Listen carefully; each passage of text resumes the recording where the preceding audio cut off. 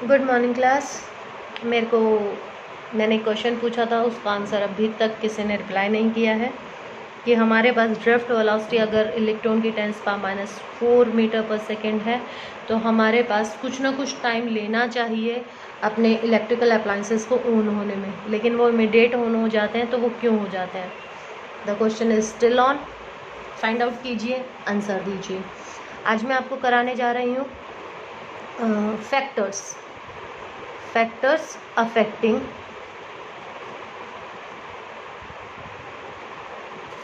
Resistance.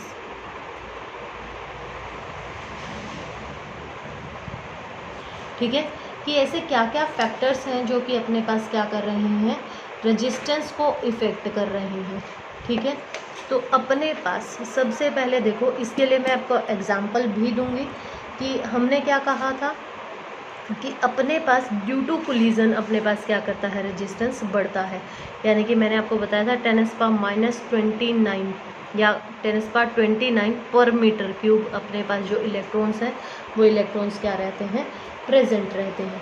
ठीक है, तो अपने पास अगर जितनी लंबी लेंथ होगी, यानी कि जितना बड़ा कंडक्टर होगा अपने पास, उतने ज़्यादा नंबर ऑफ इलेक्ट्रॉन्स होंगे, उतना ज़्यादा कोलिजन होगा और उतना ज़्यादा क्या होगा, रेजिस्टेंस होगा। तो यानी कि resistance is directly proportional to length. अब मैं आपको इसका एक और एग्जांपल देती हूँ कि आपको हमने अपने स्कूल के कॉरिडोर में, ऊपर वाले कॉरिडोर में लगती हैं 10th की क्लासेस, मैंने वहाँ पर आपकी पूरी क्लास को निकाला। ठीक है, और आप सबको मैंने कहा कि आपने रेंडमली भागना है बिना देखे, और कहाँ तक भागना है, आपने लाइब्रेरी तक भागना है। तो नंबर ऑफ कोलिजन उस टाइम पर क्या होंगे, ज़्यादा होंगे। और एक मैं कहूँ कि आपको कंप्यूटर लैब तक भागना है, तो यानी कि जो अपने पास नंबर ऑफ कोलिजन होंगे कंप्यूटर लैब तक, उनकी प्रोबेबिलिटी क्या होगी, कम होगी as compare to the library तक। तो दैट मीन्स कि अपने पास रेजिस्टेंस क्या हो गया, डायरेक्टली प्रोपोर्शनल है किसके, लेंथ के। ठीक है, सेकेंड अगर मैं कहूँ आपको कि अब यही भागना आपका जो था वो लाइब्रेरी तक था, लेंथ हमने फिक्स कर दी है। ठीक है, एक तो आप वहाँ तक भागो और एक उतनी ही लेंथ नाप कर हम आपको कहाँ ले जाएं, प्ले ग्राउंड में ले जाएं, अपने ग्राउंड में ले जाएं, क्रिकेट ग्राउंड में, और वहाँ भागने के लिए कहें तो वहाँ पर आपके पास स्पेस, आप दूर दूर खड़े हो सकते हो। ठीक है, तो वहाँ पर कोलिजन की जो क्या कहूँ मैं कि प्रोबेबिलिटी है वो क्या रहेगी, बहुत कम रहेगी। तो यानी कि एरिया के क्या हो गई, इन्वर्सली प्रोपोर्शनल, कि अगर एरिया कम है तो ज़्यादा टकराएंगे, ज़्यादा टकराएंगे तो रेजिस्टेंस क्या करेगा, बढ़ेगा। एरिया ज़्यादा है तो नहीं टकराएंगे, कम टकराएंगे, और नहीं टकराएंगे तो अपने पास रेजिस्टेंस क्या हो जाएगा, कम हो जाएगा। तो यानी कि अपने पास लेंथ के तो डायरेक्टली प्रोपोर्शनल है, और एरिया ऑफ क्रॉस सेक्शन के क्या है, ये अपने पास इन्वर्सली प्रोपोर्शनल है। ठीक है, तो इनको कंबाइंड, दो इक्वेशन है अपने पास, इनको कंबाइंड कर दो तो R is directly proportional to length and inversely proportional to area of cross section. ठीक है, अब यहाँ पर मैं ये डायरेक्टली प्रोपोर्शनल का जो साइन है इसको रिप्लेस कर दूँ किसी कांस्टेंट रो से, और ये क्या बन गया अपने पास, रो L/A, और ये जो रो है इट इज़ कॉल्ड रेजिस्टिविटी। ये क्या कहलाता है, रेजिस्टिविटी। और यही सिंबल आप हमेशा डेंसिटी के लिए भी यूज़ करते हो। डेंसिटी भी रो से क्या की जाती है, डिनोट की जाती है, और अपने यहाँ पर रेजिस्टेंस के लिए भी हम इसको क्या यूज़ करते हैं, यही यूज़ करते हैं। अब मेरा क्वेश्चन फिर से एक और क्वेश्चन आ जाता है कि ये जो रेजिस्टिविटी है, यहाँ से अगर मैं रेजिस्टिविटी निकालूँ तो रेजिस्टिविटी अपने पास किसके बराबर आ गई, R × A/L। ये फॉर्मूला किसका आ गया, रेजिस्टिविटी का। तो according to this formula resistivity किन किन फैक्टर्स पर डिपेंड कर रही है। ठीक है, ये आप मेरे को बताइएगा कि अपने पास रेजिस्टिविटी किस किस पर डिपेंड करती है। तो अब यहाँ से देखो अपने पास कि जो फैक्टर्स हैं अपने पास, अगला टॉपिक यही है तो मुझे कराना ही पड़ेगा, ये क्वेश्चन ख़त्म हो जाता है यहीं। तो अपने पास यहाँ पर ये जो रेजिस्टिविटी है, ये मैंने क्या लगाई है, जब भी हम किसी प्रोपोर्शनैलिटी को हटाते हैं तो वो टर्म हमेशा क्या होती है, कांस्टेंट होती है। वो उस फार्मूले में जो गिवन क्वांटिटीज़ है ना, उनके रेशियो पर डिपेंड होती है, लेकिन इंडिविजुअली किसी पर भी डिपेंड नहीं होती। It is a constant quantity. ठीक है, तो यहाँ पर ये ना इस पर डिपेंड है, ना इस पर, ना इस पर, ये इसमें से किसी पर भी डिपेंडेंट नहीं होती है। रेजिस्टिविटी जो होती है, यानी कि रेजिस्टिविटी जो है it depends on nature of material. किस पर डिपेंड करती है ये? नेचर ऑफ मटेरियल पर डिपेंड करती है। अब देखो कि मैं आपको कहूँ कि एक आपने लिया कॉपर, ठीक है, और एक आपने ली wood, having the same length, having the same area of cross section, लेकिन अपने पास अब क्योंकि कॉपर क्या है, गुड कंडक्टर है, इलेक्ट्रिसिटी को पास करने देगा, रेजिस्टेंस क्या होगा, कम, ठीक है। हमने लिखा था ना V equals to, according to Ohm's law, V equals to IR, तो R इक्वल्स टू V/I। तो करंट ज़्यादा है तो रेजिस्टेंस क्या हो जाएगा, कम, कंडक्टर है क्योंकि वो।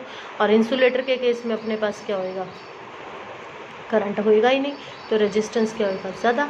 और रेजिस्टेंस ज़्यादा है तो रेजिस्टिविटी भी क्या होगी, ज़्यादा होगी, ठीक है।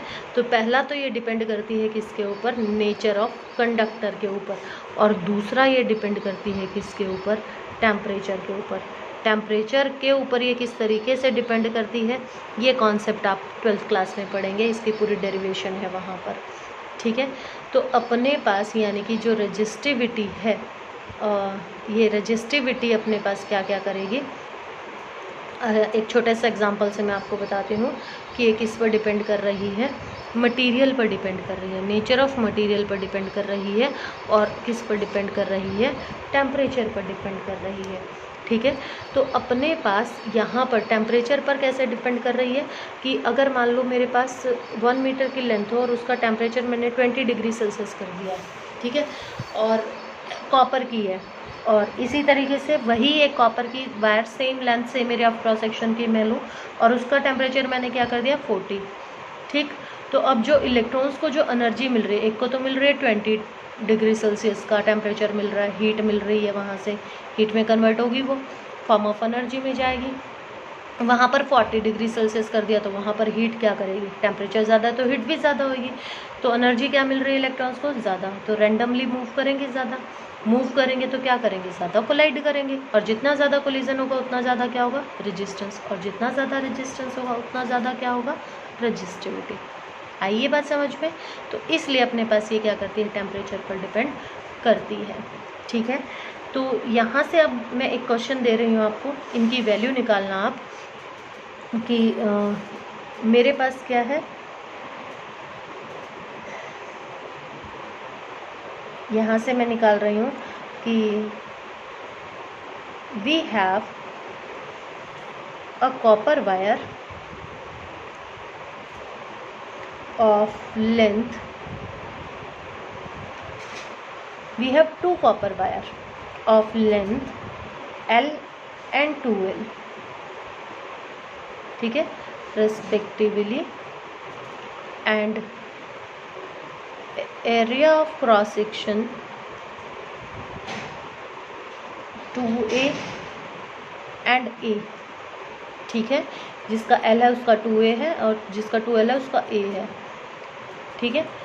तो find the ratio of their resistance, उनके रेजिस्टेंस का रेशो निकालना है आपने। इसका फर्स्ट लेंथ का मान लीजिएगा R1 और सेकंड का मान लीजिएगा कितना, R2, and ratio of their resistivity.